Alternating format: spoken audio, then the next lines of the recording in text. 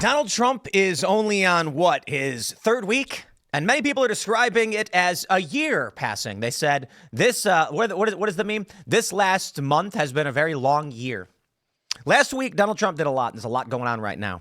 He imposed tariffs on Canada and Mexico. He fired a bunch of FBI agents and U.S. prosecutors. Now, Elon Musk and Trump are targeting U.S. aid, a hub of deep state activities. My friends, there is too much news happening.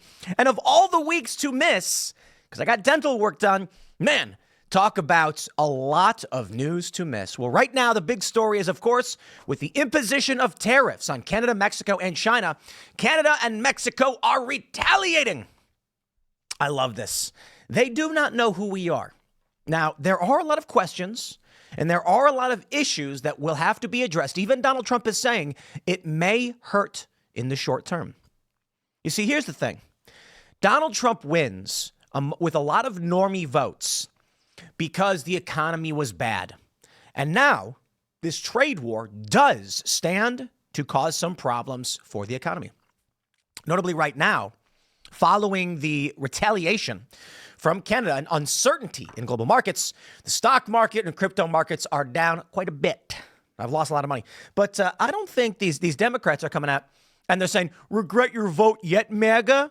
And I'm just sitting here being like, dude, when I look at my stock portfolio and I see that I've lost money, that is not a concern to me at all. Okay, my concern is going to be for the average American's ability to buy groceries, to get jobs and property, etc. But like any responsible individual who is a leader, Trump knows if we do not make these moves now, the pain will only get worse. So again, my short-term immediate concerns for all of you. Are your prices going to drop down in the short term? When will things start to improve? I'm not entirely sure, but I do know most people in this country are not crying over losing 5% of their stock portfolio, at least right now. I mean, I know there's retirement funds and things like that, and it does affect a lot of people. But for the most part, if I were to come out and say, oh, I'm freaking out for voting for Trump because now my stock portfolio is down, yeah, literally no one's going to care. But here's the truth. I believe in Donald Trump. I believe the move he's making. These are some of the most incredible moves I have seen in a very long time, if ever. And I agree with these tariffs 100%. In fact, I could not agree more. Now, Trump said that if they want to play this game, he's going to double them. He'll double the tariffs. But let me slow down and break down exactly what this means. It means that any good, it's not just goods, that are made in Canada, but go through Canada. There's going to be a tax placed on them, a fee, basically, if they want to enter the country. What this will do for, what is it? I don't know. It's not even that much. And so here's the thing. I believe when it comes to the energy sector, it's like a 10% tariff. The goal here for Donald Trump, because he said, this is it. I'm doing it. It's happening. Have a nice day. He didn't say he wanted anything else. He was asked by reporters, could Canada do something to change this? He said, no. It's happening. Here's the point. We've outsourced so many jobs to Mexico and Canada. The goal here is to bring those jobs back. But I got something big for you guys. Those of you who have listened to our great prophet, Alex Jones, knew this was coming, knew why it's happening. You knew why it got so bad.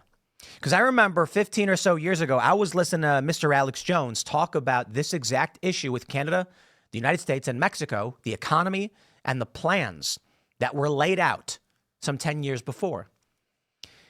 I believe it's fair to say that Alex Jones laid out a lot of what we saw. It's very interesting. So, my friends, we're going to break down this stuff. I'm going to tell you why culturally I believe in what Trump is doing. The tariffs are a good thing. There are some negative consequences. I'm not going to downplay that or obfuscate. We're going to talk. I'll tell you the truth. We sell, it was funny because Trump was threatening Colombia with tariffs, and they backed down in 2 seconds. Man, last week was a hell of a year, huh? And we sell Colombian coffee. And at no point did we ever risk of our costs go. It's the weirdest thing. Like, if there was a tariff placed on it, we might absorb some of that cost. I'm not going to raise the price on it. Ridiculous. Anyway, before we get started, my friends, head over to castbrew.com. Pick up your Cast Brew coffee. We still got the delicious gingerbread 2 weeks till Christmas, Phil's holiday blend. And he's dressed like Santa Claus. Shout out to Phil Labonte for holding down the fort on Timcast IRL for the week where I could not talk. And even right now, I am only coming to you through the power of non-steroidal anti-inflammatory drugs. So I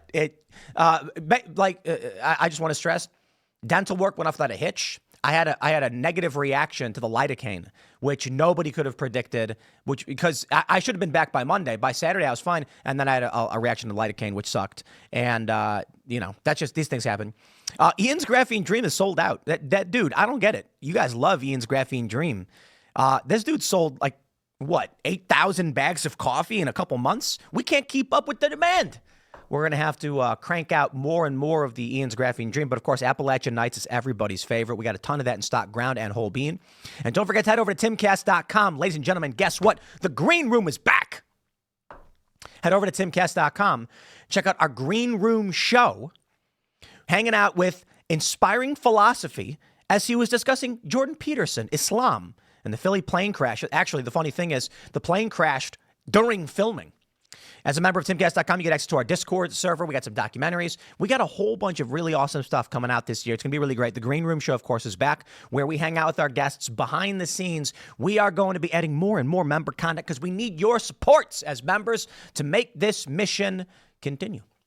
Smash the like button, share the show with everyone you know, my friends, and let's talk about these tariffs.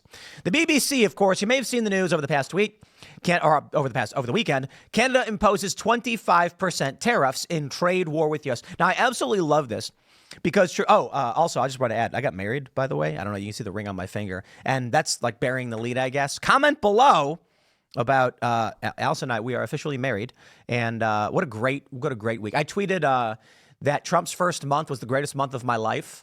And tons of people retweeted it being like, yes, Trump is doing wonderfully. And it was kind of just like an inside joke between me and Allison. And then someone said something about like, what has Trump even done? I was like, no, I got married. I didn't say Trump did anything. I said his first month was my best month. So now you get the joke. And those who don't watch the show didn't. But there you go. Comment below. Send me your comments. Let me know what you think. And anyway, so last week, my mouth is, I'm unable to talk, trying to say wedding vows and all that stuff, but you know how it goes. And I talk like the secret is you use mouthwash. Clear this with my dentist, of course, and it basically it numbs everything. So I'm able to talk right now for about 20 minutes. See, I know what I'm doing. Plus, non-steroidal anti-inflammatory drugs. That's ibuprofen for those that don't know what that means. All right, anyway, so Trudeau, I love this because he comes out over the weekend and he's like, I'll play the video for you. We're imposing tariffs on $155 billion worth of goods. Bro, nobody wants your poutine, okay? I don't care about your tariffs. No, I'm kidding. There are legit things that transport between Canada and Mexico, cars, namely. And what he's going to be doing now is trying to tax American goods that go to Canada. And the idea, I suppose, I believe we have this right here from Politico. He's targeting Republican states. Bro, this is... oh boy, what he is doing is political interference. It's hilarious. It won't work, but I love the attempt. He's basically saying if you supported Trump and you do business with Canada, we are coming for you. Well, ladies and gentlemen, I got news for you. We at Cast Brew Coffee, we sell to Canada. And I don't know what that means at all. Like literally, I honestly have no idea what that means. We are still shipping to Canada. I don't know. Maybe it'll cost a little bit more for us and our margins will go down. But, I like to describe it, we being good business people, will absorb that cost as, well, something we believe in, right? This is an important thing to happen. And if you live in Canada and you like Cast Brew Coffee, we're going to try to absorb as much of the cost as we can. And I think we do. Like, we pay the tariffs. This is what the Democrats keep doing. They're like, tariffs are a tax on the people. They're making an argument. They're not stating a fact, okay? Tariffs paid for by the person importing a good. So if it costs me $1 to bring a candy bar across the border, and they say 25% tariff, not $1.25, the implication is when the company pays that tariff to cover their margins, they'll increase the cost of the product by 25%.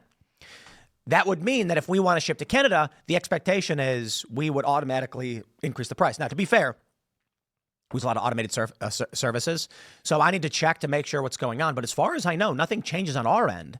We may have to pay a tax or something, and we've got to make sure we don't go negative. That's the big issue. So it could impact us. But you know what? We will do everything in our power not to raise prices. I am glad Trump is doing this. This tariff stuff needed to happen. Now, Trump has responded, defending his tariffs and accusing Canada of being very abusive to the United States. And he's right. Here's the video. Canada. I disagree with the leadership of Canada. And something's going to happen there. But if they want to play the game, I don't mind. We can play the game all they want. Mexico, we've had very good talks with them. And this is retaliatory. This is retaliatory to a certain extent. Millions of people flowed into our country through Mexico and Canada, and we're not going to allow that. Speaking with Prime Minister Trudeau tomorrow morning. That's today. And I'm also speaking with Mexico tomorrow morning. And I don't expect anything very dramatic. We put tariffs on. They owe us a lot of money, and I'm sure they're going to pay. We may have short-term a little pain, and people understand that. But long-term, the United States has been ripped off by virtually every country in the world. We have deficits with almost every country. Not every country, but almost. And we're going to change it. It's been unfair. That's why we owe $36 trillion. We have deficits with everybody. We help everybody. We've been helping everybody for years. And to be honest, I don't think they appreciate it. So we're going to change that. We're going to change it fast.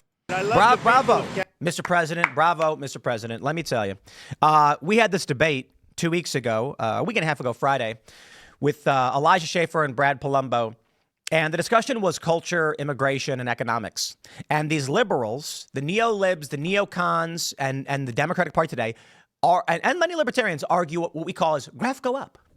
Shout out to Angela McArdle. She made that point. It's very funny. Graph go up. What does that mean?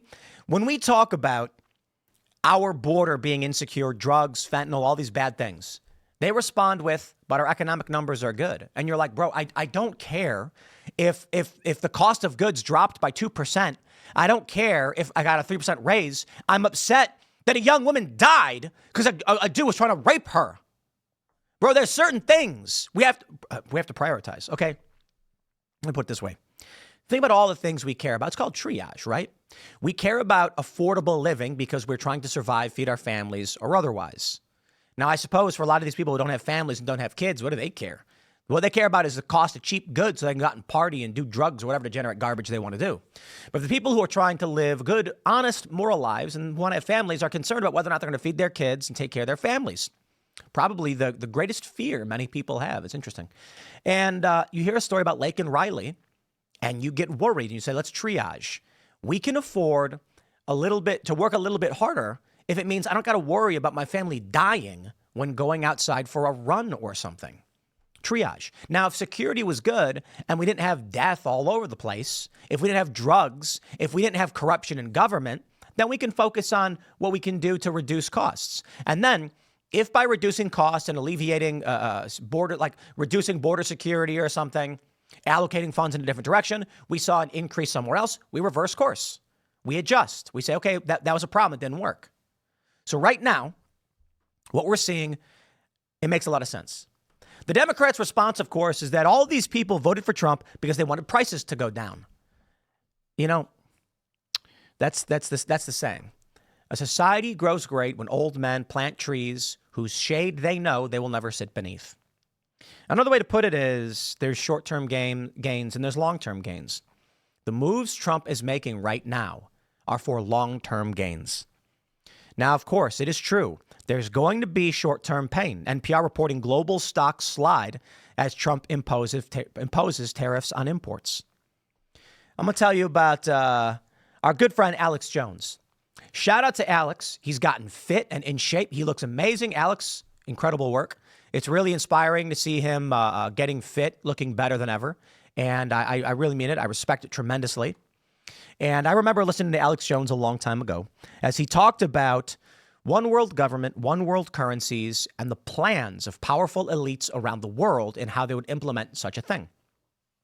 Now, as for me, I'm not going to sit here and tell you I believe all of it's guaranteed 100% true, that there's this plan for a one world singular authority or whatever. I mean, there is to a certain degree, but not like there's an Illuminati cabal controlling the world being like one more step and we'll own the world. Nothing like that. Nothing like Ozymandias. But it is powerful billionaires consolidating power, and it's dominoes falling over. And so one group of ultra wealthy people say, hey, we want these agreements between these countries. It'll dramatically improve our position. Free trade is good for my business because I can work with cheaper laws in China or Mexico, and then we can sell back to America. And they don't do it like they're not saying to themselves, we will extract and destroy the American economy. But that's what they're doing because we need work to have a workforce so that work can be done. When I go to a restaurant, I want service. I need someone who's there who can make a living, who can provide me a service. I need a plumber. I need goods. Their idea was, let's have it done by Mexico for cheap slave labor. This is what the Democrats argue. They're like, if you deport the illegal immigrants, then who's going to take care of picking the crops? Who's going to take care of mowing our lawns? And it's like, so you're basically arguing for a slave class that have no rights? Seriously. They want illegal immigrants. It's funny they admit this. They want illegal immigrants to come into this country who have no rights. They can't file complaints. They can't do much. But they work for under minimum wage so they can do these menial tasks. Okay, well, I got good news for you. To all the Democrats wondering where are we going to hire these people once they're all deported, I hear a bunch of FBI agents and U.S. attorneys and DEI coaches are now looking for work. So job openings available. Now, first, let me say this. Culturally, best move imaginable. I've talked about this quite a bit. Let me explain in personal terms why I don't like free trade. Skateboarding is a passion. It is part of my life. We've got skateboards behind me. You can see it all. And I know many of you don't care about skateboarding. Good, don't care about it. But understand what I'm actually saying is American industry. This American industry, developed and invented in America, becoming a massive multi-billion-dollar sport and Olympic activity, started here in the United States because we were a great nation. We were exploring, we were developing, we made new things. It is now an Olympic sport. A lot of money being made, a lot of interest around the world, especially in Asia. A company started and they made skateboards. And experiments were done on the shapes of the boards. And again, don't worry about skateboarding, worry about the industry. Woodworkers. And those woodworkers showed their kids the things they made. The company would have demos to market their products in their communities. They'd put up flyers saying, come to the park, we're doing a demo. What they call them, demos. And people would show up and parents would say, let's bring the kids. It sounds like a fun thing in the park, this new toy they got.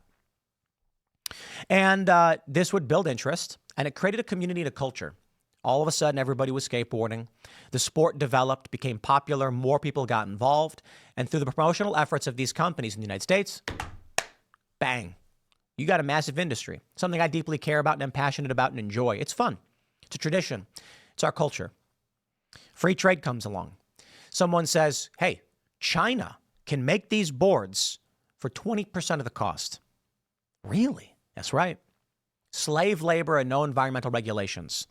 Well, then the local shops that used to make these boards go out of business. The men don't have jobs. The men don't show their kids. The companies don't put on demos and people stop skateboarding. In the short term, these companies that shifted production to Mexico or China said, we're going to make more money.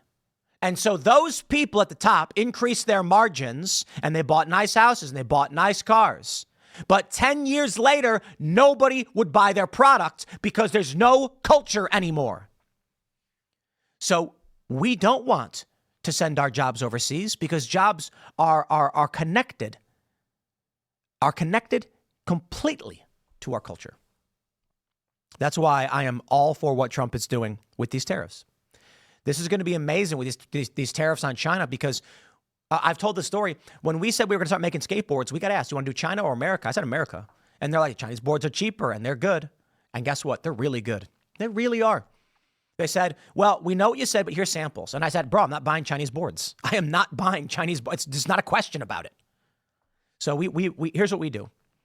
BooniesHQ.com. We got skateboards, of course. I'm very proud. And we make our boards in America. They are constructed, printed all in America. And we sell them $15 cheaper than the pro companies that make in China. And here's the best part. We give the highest royalties in the industry, as far as I know, I'm pretty sure. The average royalty per board for a rider is $1 or $2. We do 15 bucks. Maybe we're crazy. I don't know. The point is, the game we're playing is not maximize profits and buy myself a Ferrari. I don't care about that. I don't need a house in the hills. Whatever. I need skateboarding. If someone said, Tim, you had $1 million, you woke up $1 million in the bank clean, you can spend it on whatever you want. I'm not going to buy an infinity pool or a Ferrari. I'm going to be like, let's bring a bunch of skateboarders and let's build more boards. Let's build skateboarding. I want to buy an expansion of the things that I care about. Apple pie, baseball, and Christmas morning. Let me make sure I tell you about this man, Alex Jones. This is interesting stuff. It's back in like 2008. He was talking about the Amero, a North American currency that had been floated. There's a conspiracy theory. There were images circulating, and nobody knew if it was actually going to happen or not. The idea, as purported, was that Canada, America, and Mexico would have a shared currency, just like Europe does. And it would create a North American economic bloc. So that means if you went to Canada, you'd use the same money. If you went to Mexico, you'd use the same money. However, in order to implement something like that, you need to normalize the economies of the three states, the countries. You know what I mean, though. And so with the United States being the highest, then Canada and Mexico, what you'd have to do is lower the United States and raise up Mexico to the mid-level. And it would change a little bit for everybody. This meant send American jobs to Mexico, free trade with Canada. Then we saw from in the 2000s, it was like $1 to $4 US to CAD. So $1 US was like 4 Canadian. My Canadian friends were like, we made tons of money when Americans came in, and we were a service economy, tourism. Now it's $1.40, $1.46. Same thing with Mexican peso. It started to normalize. The goal being, we want Canada, Mexico, and America to have a very comparable economy so they can normalize an economic bloc. That doesn't mean they're going to make an Amero, but Alex Jones was talking about this, saying, you are going to see moves made by the government to extract our jobs and our economy to other countries so that it will lower us and lift them up so that they equalize to create an economic bloc. And sure enough, that's exactly what was happening. Why should the United States sacrifice everything that was built so that another country that wouldn't build it improves? Call it whatever you want, but this is globalist mentality. The idea that the United States is just an economic region and it doesn't matter what its people are or its culture are. These people who try to implement this are morons because culture matters. Morality matters. You watch these videos that come out of the Middle East, and with all due respect, I don't care for their laws. You steal, they chop your hands off. Okay? I certainly can respect coming down hard on thieves like they don't do in California, but cutting their hands off? Guys, that's going to create you take someone out of the market. Okay? You need productivity. There's better ways of dealing with it. We don't want to live in that world. Culture matters. And so when they talk about normalizing economic blocks, I'm like, no, we want American moral clarity. Look what's happened to this country. People aren't having families anymore. Nobody's having kids. They just opened the border. It is an extraction and a corruption. This plan did not work. Ro Khanna said it, that the left was wrong. This globalist multicultural dream didn't work, and it gutted the working class, and it ruined people's lives. I agree. And so here we are, my friends. Donald Trump knows in the short term, this may cause pain. But you know what? Let me put it this way. There are some people that get their paychecks and they say, you know what, man? I just want to go out and enjoy myself. And so even though their paycheck was only $1,000 and they got to pay the bills, they say, I'm going to the bar and I'm having drinks and I'm getting a cheeseburger with the Super King fries, extra garlic aioli, all the fixins. I'm spending $100 this Friday night. And then there are people who say, I'll go hang out at the bar with you and I'll have a club soda, but I ain't spending any money. And they put that $100 away. Now, who's having fun? Obviously, the person who's spending for the short-term enjoyment. And I'm not saying it's all bad. Sometimes you really want to do that. Everybody should. That's your holiday. That's your vacation. But your long-term investments need to outweigh your short-term investments. And for too long, this country is heavily focused on short-term.